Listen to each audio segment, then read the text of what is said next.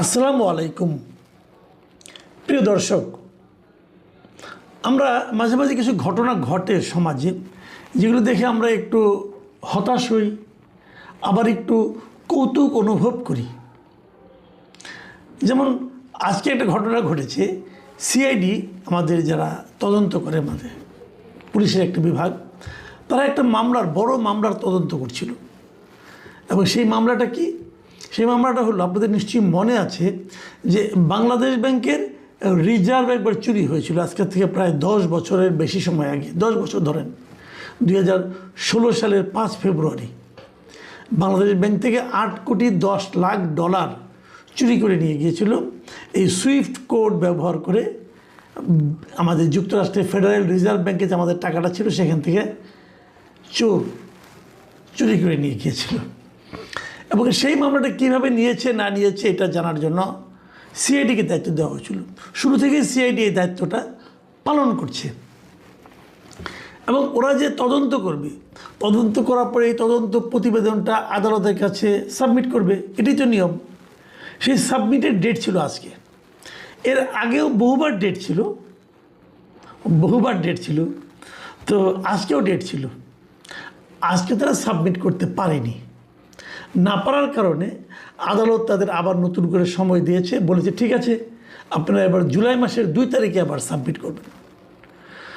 তো আপনারা নিশ্চিত থাকতে পারেন, জুলাই মাসের 2 তারিখেও তারা পারবে না, তখন আদালত থেকে আবার একবার টাইম দিবে। এইভাবে দিতে দিতে এই সিআইডিকে এই মামলার তদন্ত রিপোর্ট দেওয়ার তারিখ আদালত 95 বার পিছিয়েছে। 95 বার। ভাবেন একবার, আমাদের চৌকস তদন্তকারী কর্মকর্তারা তারা পারেননি। কেন পারেননি? হয়তো তাদের সেই তদন্ত করার জন্য যে সমস্ত সাপোর্ট দেওয়া দরকার, তাদেরকে হয়তো সেই সাপোর্টগুলি দেওয়া হয়নি, এটাও কিন্তু হতে পারে। তো এই চুরিটা হয়েছিল কোন আমলে? আওয়ামী লীগের হাসিনা সরকারের আমলে। এবং তখন এই ঘটনার প্রেক্ষিতে ওই সময় যিনি বাংলাদেশ ব্যাংকের গভর্নর ছিলেন, মিস্টার আতিউর রহমান, তার কিন্তু তেমন কিছু হয়নি। উনি পুরো হাসিনার আমলে প্রকাশ্যে মোটামুটি ভাব গাম্ভীর্য নিয়েই ঘুরে বেরিয়েছেন, কোনো দায়িত্বও উনি নেননি। তো জনগণের টাকা গেছে, কার কী গেছে?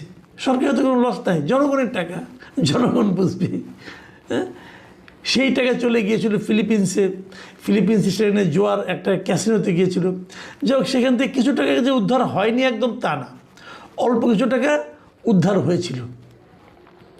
সেখান থেকে প্রায় $1.5 কোটি মতো উদ্ধার হয়েছিল, কিন্তু এখনও $6,64,00,000 এখনও উদ্ধার হয়নি। সেটা উদ্ধারের জন্য যুক্তরাষ্ট্রে মামলা হয়েছে, মামলা আবার উঠিয়ে নেওয়া হয়েছে, আবার মামলা হচ্ছে, নানা কিছু হচ্ছে এখন পর্যন্ত। কিন্তু সবচেয়ে বড় কথা হলো যে আপনি যে মামলাটা করবেন, আর্গুমেন্ট করবেন, আপনি কিন্তু বলতে হবে টাকাটা কীভাবে চুরি হয়েছে। আপনার একটা তদন্ত রিপোর্ট তো থাকবে, সেই তদন্ত রিপোর্টটাই তো আদালতের কাছে জমা দিতে পারছে না। তো এই যে ডেট দেওয়া হলো আবার, এবং ডেট দেওয়ার সময় বিচারকও জানেন যে কিছু হবে না, আবার পেছাবে। জানি না, হয়তো তারা দিতেও পারে, তবে না দেওয়ার সম্ভাবনা 99%। আমরা এই যে মামলার ডেট পেছানো, মানে তদন্ত রিপোর্ট জমা দেওয়ার জন্য বারবার তদন্তকারী কর্তৃপক্ষকে সময় দেওয়া আদালতের, তার কি লিমিট থাকা দরকার। আমরা আরেকটা ঘটনার কথা বলি আপনাদেরকে, নিশ্চয়ই আপনাদের মনে আছে সাগর রুনির হত্যার কথা। 2012 সালের ফেব্রুয়ারিতে এই সাগর রুনি হত্যাকাণ্ড ঘটেছিল এই ঢাকা শহরে। তখন ওই সময় যিনি স্বরাষ্ট্রমন্ত্রী ছিলেন অ্যাডভোকেট সাহারা খাতুন, তিনি বলেছিলেন যে দ্রুত 24 ঘন্টার মধ্যে, 48 ঘন্টার মধ্যে বলেছিলেন, 48 ঘন্টার মধ্যে এই রহস্য উদ্ঘাটন হবে। সে 48 ঘন্টা পেরিয়ে মানে আপনার মাস, সপ্তাহ, দিন সব চলে গেল, বছর চলে গেল। এখন অলরেডি 14 বছরের বেশি সময় চলে গেছে, এখনও সেই তদন্ত রিপোর্টই জমা দেওয়া হয়নি। এই রিপোর্টটা, এই তদন্ত প্রতিবেদন জমা দেওয়ার তারিখ কতবার পিছিয়েছে? 126 বার। আমি জানি না এর মধ্যে এটা ওয়ার্ল্ড রেকর্ড হয়েছে কিনা, তদন্ত প্রতিবেদন প্রদানের তারিখ পেছানোর দিক দিয়ে আমি জানি না, হলে হতেও পারে, একটু খোঁজখবর নিলে হয়তো জানতে পারবো আমরা। গিনিজ ওয়ার্ল্ড রেকর্ড বইতে উঠতেও পারে, বলা যায় না কিছু। 126 বার এই রিপোর্ট প্রদানের তারিখটা পিছিয়ে গেছে, উদ্ঘাটিত হয়নি কিছু। এত বড় একটা ঘটনা, কিচ্ছু হয়নি, জানা যায়নি। কেন এগুলো হচ্ছে? আমি ধরে নিচ্ছি দুটো ঘটনাই আওয়ামী লীগ আমলে হয়েছে। নানাজন নানা কথা বলেন, হয়তো অনেকে বলেন যে যারা হত্যার সঙ্গে জড়িত তারা হয়তো ওই সময় সরকারের সঙ্গে যোগাযোগ করতে পেরেছিল, করে থামিয়ে দিয়েছিল।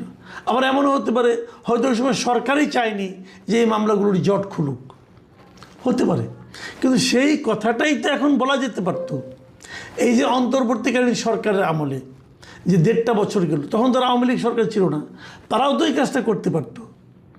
রিজার্ভ চুরি বলেন আর সাগরণী বলেন, কেউ কিছু করেছেন? করেননি। আরেকটা মামলার কথা বলি, এই কুমিল্লার সোহাগী জাহান তনু হত্যা মামলা, এটাও কিন্তু 10 বছর আগের ঘটনা। এই মামলাটা তো প্রায় হিম ঘরেই চলে গিয়েছিল। হঠাৎ করে আমরা দেখলাম যে আমাদের আইনমন্ত্রী জানালেন যে গত ঈদের দিন সকালে নাকি ওনাকে মাননীয় প্রধানমন্ত্রী ফোন করে বলেছিলেন যে এই মামলাটার অগ্রগতি হচ্ছে না কেন। এবং উনি বলার পরপরই আমরা দেখলাম যে ম্যাজিকের মতো কিছু কাজ হলো। একজন আসামিকে ধরে ফেলা হলো, তার ডিএনএ টেস্ট করার জন্য বিভিন্ন ব্যবস্থা অলরেডি নেওয়া হচ্ছে, তার কাছ থেকে ডিএনএর স্যাম্পল নেওয়া হয়েছে। হয়তো উদ্ধার হবে, হয়তো সমাধান হবে, কিন্তু কাজকর্ম শুরু হয়ে গেল।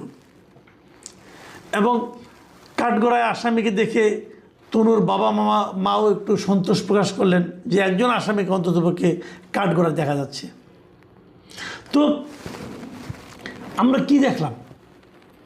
আমরা দেখলাম যে মামলার ডেট যে বললেই হয়, আদালত তাদের একটা সময় দিয়ে দেয়। আমি বরঞ্চ আদালতকে অনুরোধ করব, এভাবে বারবার এই সংখ্যা বাড়িয়ে তো কোনো লাভ নাই। 126 থেকে 226, 326 হবে, এগুলো করে লাভ নেই, আপনাদেরও সময় নষ্ট। বরঞ্চ আপনারা এটা বলে দেন যে নতুন করে কোনো ডেট দিলাম না, আপনারা যখন পারবেন তদন্ত প্রতিবেদন দেন ভাই, যখন পারেন। দুইটা সিআইডিকে অথবা এখানে আপনি পিআইপি পিবিআই আছে, এদেরকে বলে দেন ভাই আপনারা যখন আপনাদের মন খুশি লাগে, যখন আপনারা পারেন, তখন দয়া করে তদন্ত প্রতিবেদনটা জমা দেন। ডেট দেওয়ার বারবার একটা করে ডেট দেওয়া হয়, ডেট রাখা হয় না, আবার ডেট দেওয়া হয়, আবার এভাবে 126, 27 বার করে পিছাইয়া, এটা শুনতেও খারাপ শোনা যায়। বারবার পত্রিকায় নিউজ আসে 123তম বার মতো পিছালো, 125তম পিছালো, এটা শুনতেও খারাপ লাগে। কি দরকার? বরং যেরকম একটা ডেট দিয়ে দেন। আর দ্বিতীয় যে কথাটা আমি বলতে চাই, এটা হলো দেখেন, তনু হত্যা মামলা কিন্তু এখনও কিছু অগ্রগতি হতো না যদি প্রধানমন্ত্রী আগ্রহ প্রকাশ না করতেন। তার মানে প্রধানমন্ত্রী আগ্রহ প্রকাশ করলে পর যদি হয়, তাহলে আমরা কী বুঝবো? আমরা বুঝবো যে এটার অগ্রগতি হওয়া সম্ভব। অগ্রগতি হওয়া সম্ভব, কিন্তু হচ্ছে না কোনো একটা কারণে।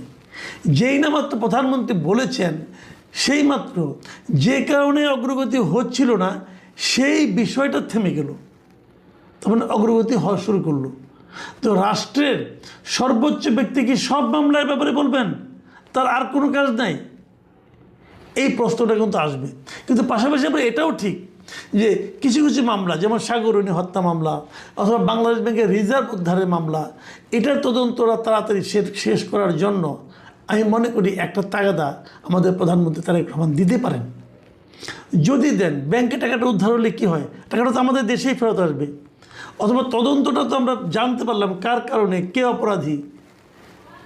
এই ব্যাপারে আমি বিশেষ করে আমি প্রধানমন্ত্রীর দৃষ্টি আকর্ষণ করছি যে আপনি প্লিজ, সামনে আরেকটা ঈদ আছে, সেই ঈদের দিন আবার একটা তাগাদা দেন যে এই দুইটা মামলা তোমরা কী করলা ভাই, একটু জানতে চাই।